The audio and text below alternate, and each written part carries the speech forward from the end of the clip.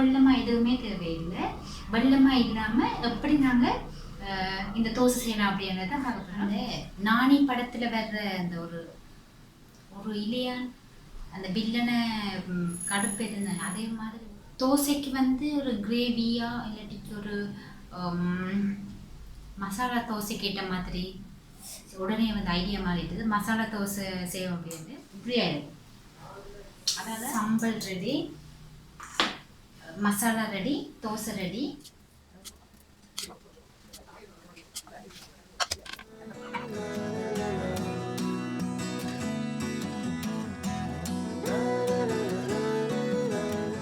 Hello friends, எல்லாருக்குமே good evening. இன்றைக்கு வந்து ஃப்ரைடே. இந்த வீடியோ வந்து உங்களுக்கு நான் நினைக்கிறேன் ஆல்ரெடி ஒரு 2 வீடியோ இருக்குது. அப்போ உங்களுக்கு நான் ஒரு மண்டே டியூஸ்டே அப்படி நான் இந்த வீடியோ அப்லோட் பண்ணுவேன். இந்த வீடியோ நீங்கள் பார்க்கக்கூடிய மாதிரி இருக்கும். இன்றைக்கி வந்து நான் டின்னர் வ்ளாக் தான் எடுக்க போகிறேன். டின்னருக்கு என்ன ரெசிபி செய்ய போகிறேன் அப்படின்றத காட்டுறதுக்காக தான். வாங்க நான் வீடியோக்குள்ளே போகலாம். இந்த நான் இப்போ செய்ய போகிற டின்னர் பார்த்தீங்கன்னா இன்ஸ்டன்ட் தோசை தான் செய்ய போகிறேன். மா எதுவுமே யூஸ் பண்ணாமல், நாங்கள் நார்மலாகவே அமெரிக்கன் மா இல்லாட்டி வெள்ளமா அரிசி மா ஏதாச்சும் ஒரு மா யூஸ் பண்ணி தானே நாங்கள் தோசை செய்வோம். ஆனால் எந்த ஒரு மாவுமே இல்லாமல் நிறைய பேருக்கு வந்து இந்த ரெசிபி வந்து ஈஸியாக இருக்கும். ஏனென்றால் என்ன மா போட்டு மற்றது உடன் தோசையும் செய்வினோம், வெள்ளை மாவில் செய்வினோம்.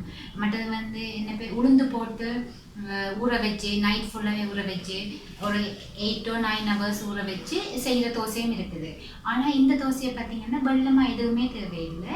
வெள்ளமாக இல்லாமல் எப்படி நாங்கள் இந்த தோசை செய்யலாம் அப்படின்றத தான் பார்க்க போகிறோம். வாங்க வீடியோக்குள்ளே போகலாம். என்னென்ன தேவை எல்லாமே வந்து லிமிட்டட் இன்க்ரீடியன்ட்ஸ் தான் தேவை. இதை வச்சு எப்படி செய்யலாம் அப்படின்னு பார்ப்போம். வாங்க வீடியோக்குள்ளே போவோம். நான் இப்போ 2 பவுல் எடுக்கிறேன்.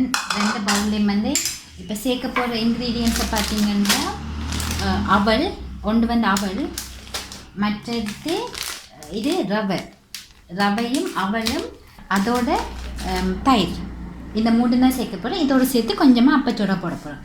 இந்த 4 இன்க்ரீடியன்ஸை வச்சு தான் நான் இப்போ தோசை செய்ய போகிறேன். இப்போ தயிர் அடிச்சுட்டு வரேன்.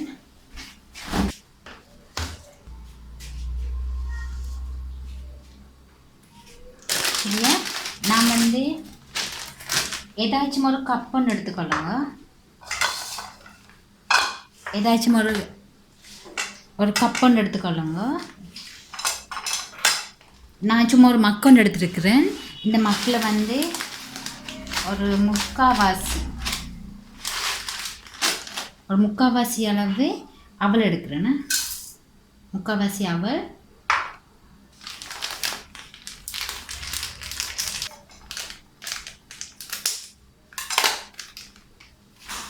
முக்கால்வாசி அளவு ரவை. நீங்கள் எந்த கப்பில் எடுக்கிறீங்களோ அதே அளவுலேயே வந்து ரவை. சரியா, அவளை வந்து நல்லா கழுவணும். என்ன இதில் நிறைய அந்த தூசுகள் இருக்கும். தூசுன்னு என்ன, அந்த அரிசியை தானே இப்படி உமி இருக்கும், நிறைய உமி இருக்கும். அப்போ அதெல்லாம் நல்லா இதை கழுவிட்டு வரேன்.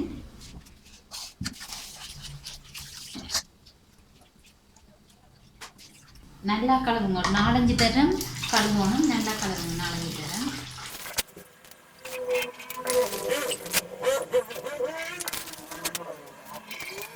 சரியா, நல்லா கழுவிட்டேன் அவளை. இந்த டைம் வந்து இதை ஊற வைக்க போகிறேன்.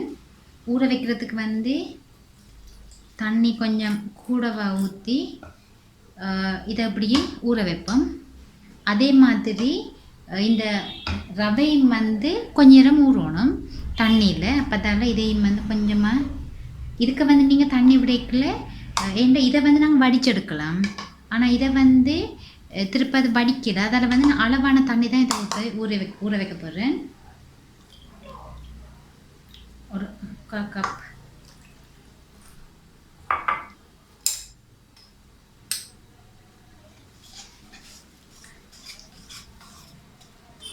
இந்த ரவை வந்து உடனே வந்து தண்ணியை இழுத்துடும். அதில் ஒரு அளவாக பார்த்து தண்ணி விடுங்க.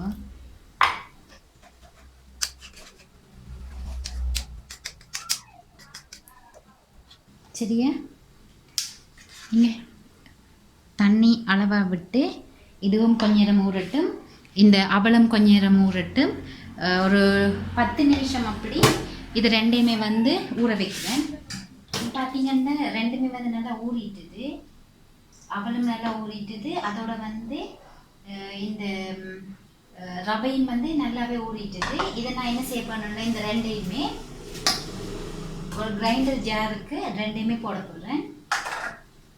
தண்ணியை வந்து நல்லாவே வடிக்கணும். தண்ணி வந்து இருக்கவே கூடாது. ஏன்னா இதில் இருக்கிற தண்ணியை வந்து நீங்கள் எப்படி எடுக்க போகிறது இல்லை, எடுக்க இல்லாது. அது எடுக்கலுமா இருந்தால் எடுத்துக்கொள்ளுங்க, எடுக்க இல்லாது, அது எடுக்க இல்லாது. ஸோ நான் இதை இப்படியே தான் இவ்வளோத்தையும் போட போடுறேன்.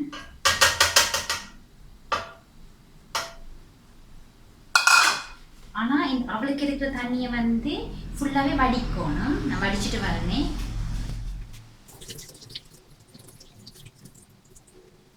சரியா, வடித்த பிறகு இதையும் வந்து இதோட சேர்க்கிறேன்.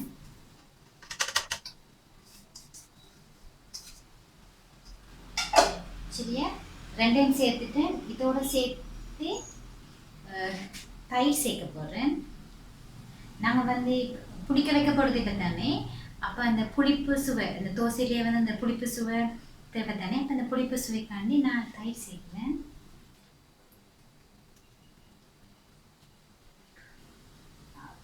சரியா, தயிர் சேர்த்துட்டேன். கிட்டத்தட்ட வந்து ஒரு 5 தேக்கரண்டி, 5 டேபிள் ஸ்பூன் அளவு நான் சேர்த்துருக்கிறேன் தயிர். இதோட அப்பச்சோடா சேர்க்க போகிறேன். அளவாக பார்த்து போடுவோம்.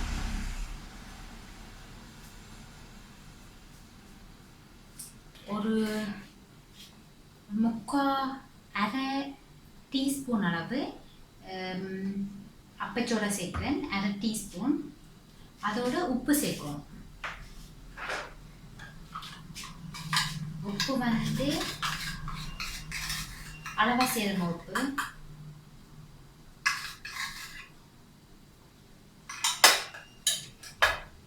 சேர்த்துட்டு இதை நான் கிரைண்ட் பண்ண போகிறேன். கிரைண்ட் பண்ணிட்டு காட்டுறேன்.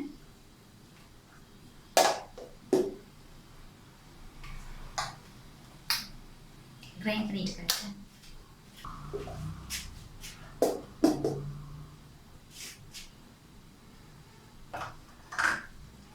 நல்லாவே வந்து அரைப்பட்டுட்டுது. இதை வந்து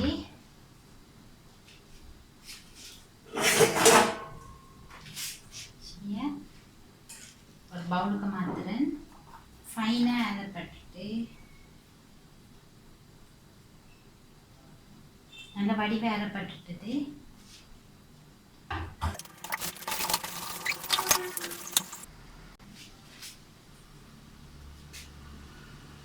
அந்த நாணி படத்தில் வர்ற அந்த ஒரு இலியான், அந்த வில்லனை கடுப்பேற்றுன அதே மாதிரி ஒரே ஒரு இலியான் வந்து, அதுவும் இப்போ நைட் ஆகிட்டுது, ஒரே ஒரு இலியான் வந்து என்ன கடுப்பேற்றிக்கோன்ட்ருக்கு, என் வேலையே டிஸ்டர்ப் பண்ணிக்கோன்ட்ருக்கு ஒரு இலியான். பார்ப்போம். சரி, தோசைக்கான பேட்டர் ரெடி ஆகிட்டுது. Batter ready. இது எப்படி இருக்கட்டும். இப்படியே நீங்கள் உடனே வந்து சுடலாம். நான் வந்து என்ன செய்ய போகிறேன், இப்போ ஃபஸ்ட்டாக கிரேவி செய்ய போகிறேன். கிரேவி செய்து இன்னொரு அடுப்பில் வந்து தோசை செய்வோம் அப்படின்னு சொல்லி, கிரேவி செய்கிறதுக்கு வந்து நான் உருளைக்கிழங்கு ஒரு 3 உருளைக்கிழங்கு எடுத்து மசிச்சு வச்சுருக்கிறேன். உருளைக்கிழங்கு மட்டது. இது வந்து ஃப்ரோசன் பட்டாணி இருக்குது தானே, பச்சை பட்டாணி. இதை வந்து ஒரு 10 நிமிஷம் ஃப்ரோசன் பட்டாணியை எடுத்து 10 நிமிஷம் சுடு தண்ணிக்கு 10 நிமிஷம் போட்டு வச்சோம்னா அது நல்லா வந்துட்டுது. அது வந்து தோசைக்கு வந்து ஒரு கிரேவியா இல்லாட்டிக்கு ஒரு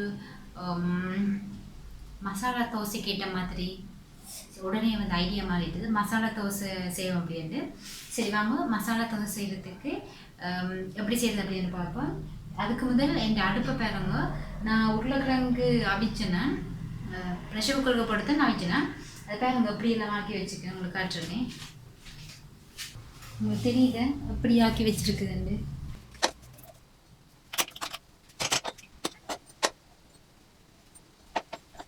ஒரேடியாக சமைச்சு முடிய பிறகு வடிவாக க்ளீன் பண்ணுவோம். ஒரு பேன் ஒன்று வச்சுட்டு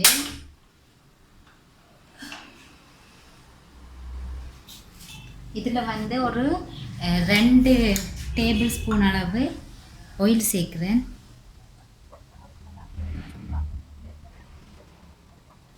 ஒரு 2 ஸ்பூன் அளவு ஆயில் சேர்த்துட்டு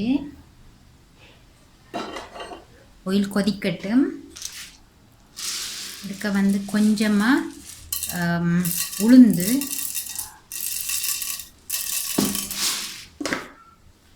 சீரகம்,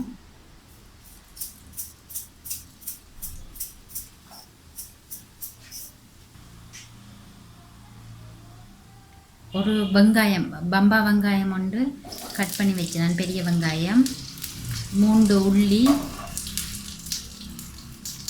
பச்சை மிளகாய் வேணாம், இந்த மிளகாய் சிவப்பு மிளகாய் ஒரு 5 சிவப்பு மிளகாய், கருவேப்பிலை, கறி லீஃப் நல்லா வதக்குவேன்.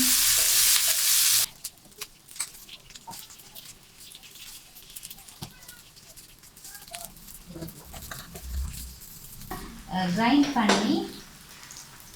பண்ணி எடுக்க போகிறேன்.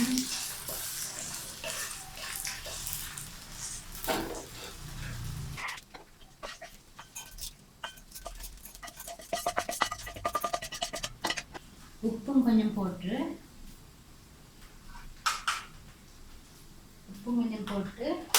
இதை நான் கிரைண்ட் பண்ணிட்டு வரேன். இந்த மூடி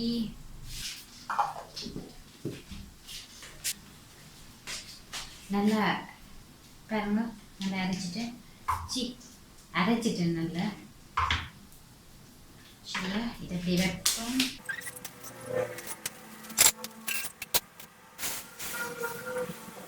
ஒரு 1.5 ஸ்பூன் அளவு எண்ணெய் சேர்க்குறேன். எண்ணெய் சூடாகட்டும்.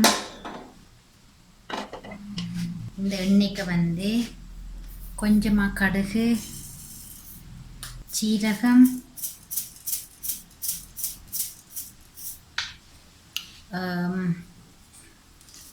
கருவேப்பிலை,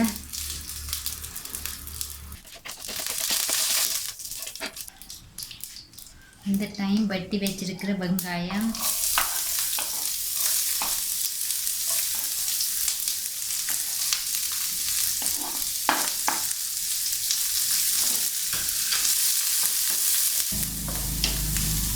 வதங்கட்டும். கொஞ்சமாக உப்பு சேர்க்குறேன். இதுக்கு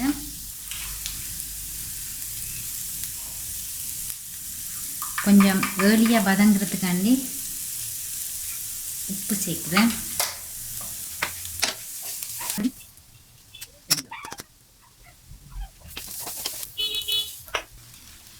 கொஞ்சமாக வந்து மஞ்சள் பொடி,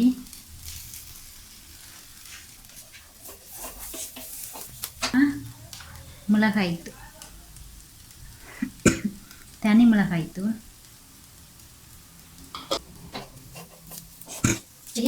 இந்த வேக வச்ச பச்சை பட்டாணி இருக்கு தானே, அதையும் சேர்க்குறேன். முதல்ல என்ன உரிட்டு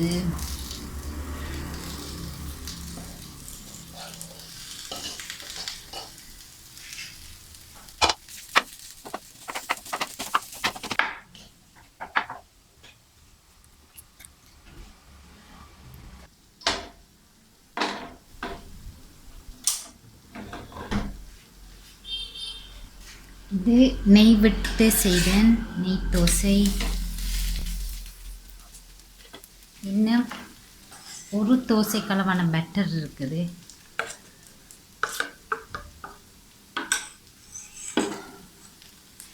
இந்த பேட்டரில் வந்துன்னா நல்லெண்ணெய் தோசை, இதில் நல்லெண்ணெய் விடுவோம் இந்த தோசைக்கு, இதில் போடப்போகிற தோசைக்கு.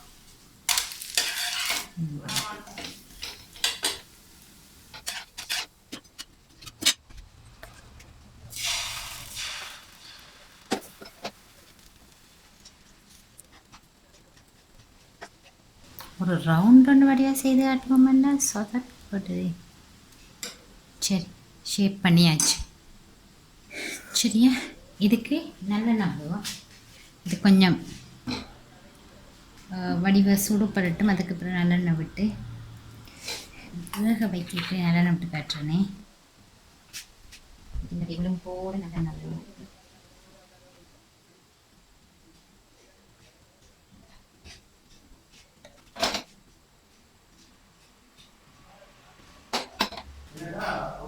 மசாலா தோசை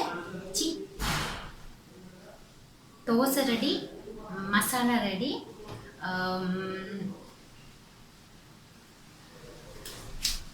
தோசை ரெடி ஆயிட்டது, மசாலா ரெடி ஆயிட்டது. இனி வந்து வாங்க ரெண்டையும் சேர்ப்போம். நான் வந்து ஒரு நல்லெண்ணெய் தோசை செய்தேன். மற்றது வந்து எல்லாமே நெய் தோசை தான் செய்தேன். நான் எவ்வளோ கிறிஸ்பியாக இருக்குன்னு பாருங்க. இது வந்து கொஞ்சம் கிறிஸ்பி தன்மை குறைவாக எடுத்தேன். ஏனெண்டா மசாலா தோசைக்கு வச்சுட்டு மசாலா வச்சா பிறகு நாங்கள் மடிப்போம் தானே. ஆனால் இதை பாருங்க, இதை கொஞ்சம் சாப்பிட்டேன். மடிக்க வேணும் இப்படி ஆயிடும். அதனால் இதை கொஞ்சம் சாஃப்டாக எடுத்தேன். இதில் வந்து நான் உங்களுக்கு செய்து காட்டுறேன்.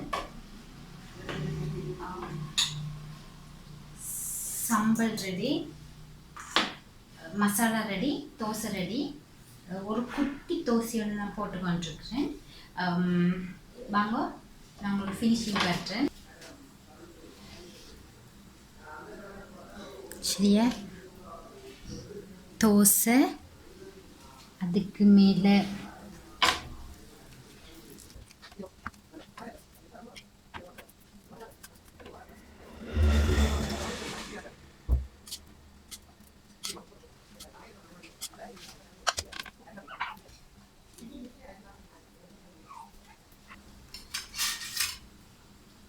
இது வந்து நெய் தோசை.